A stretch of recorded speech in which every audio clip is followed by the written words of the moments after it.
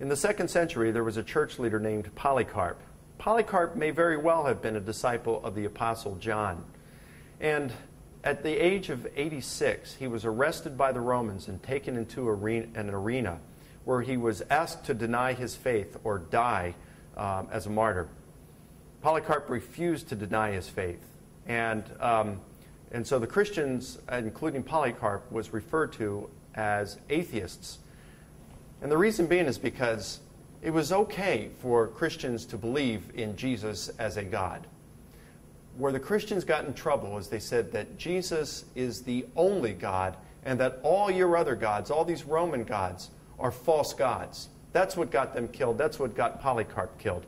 And he died being burned alive at the stake because he refused to give up his Christianity. Similar things happen in modern cultures where Christians are either imprisoned or give up their lives because of their faith. They're unwilling to give up their faith. The point I'm trying to make is this. In the 1st century, as well as in other countries today, it's not uncommon for Christians to die because they're claiming that Jesus is the only way, that there is no other way. So Christians need not feel surprised when modern society, such as in Western culture, looks down upon the Christian claim that Jesus is the only way. So how do we deal with this claim? Well, the New Testament itself is very clear that Jesus did claim to be the only way, and that's the first observation we need to make. Jesus made statements such as, "I am the way, the truth, and the life. No one comes to the Father but by me." That's in John 14:6. In Acts 4:12, Peter says, "There is salvation in no one else, for there is no other name that has been given under heaven that has been given to men by which we can be saved." And that is, in the 1st century, there were all these different religions, but Peter was saying, only through Jesus can one have salvation. The Apostle Paul, in Romans chapter 10, verses 1 and 2, prayed for the salvation of the Jews, acknowledging that they had a very strong zeal for God, but he prayed for their salvation because he said it wasn't according to the knowledge of the truth of the gospel. We could go on and on with several different passages.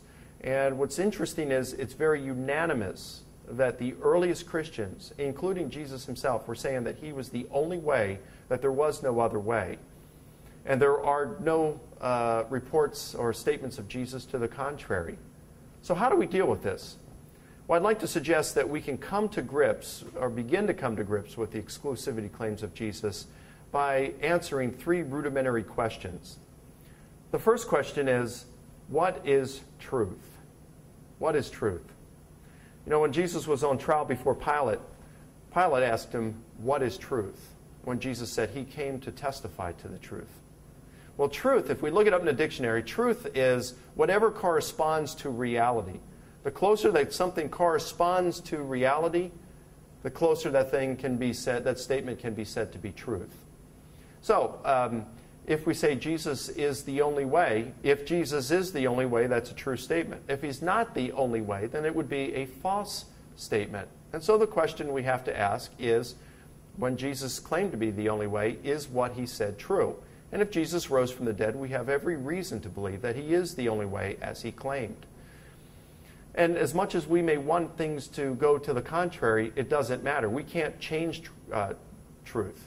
We can have differing opinions or different beliefs, but that doesn't change truth itself.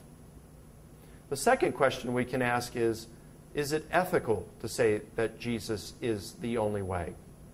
Well, it may be unethical if Jesus is not the only way. If there are more than one ways, then yeah, it'd be kind of bigotry to say that we're the only way, that Christianity provides the only way.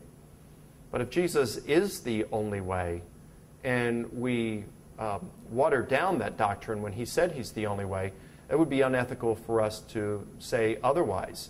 Because if the only way to have eternal life in heaven with God is through Jesus Christ, and we say there are many ways, then we could be instruments of leading people astray. So again, it comes back to what is truth here. We have to say if Jesus rose from the dead, then Jesus is the only way.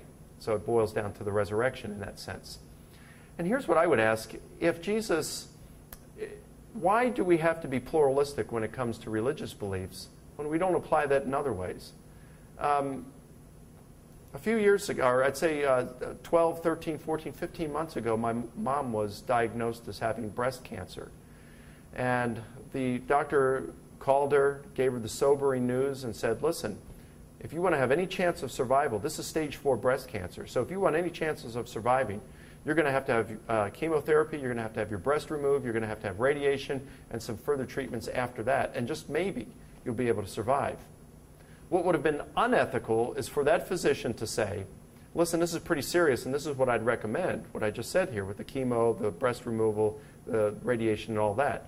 But there are other people who would say, who knows? There are a lot of things that could happen at this point, and there's no guarantee that all of that is going to work for you. So here's, some people would say, just take some extra vitamin C and have some positive thinking, and that will be just as good. And by the way, who am I to say that they're wrong? Well, that would be unethical for that doctor to say that. So why is it okay to be exclusivist in the medical practice, but not within religion? It's because that people don't regard religion as actually being true. And the third thing we'd have to ask is it what is required? So we've said, what is truth? What is ethical? What is required? And here we're going to have to say, if Jesus rose from the dead, what did he require?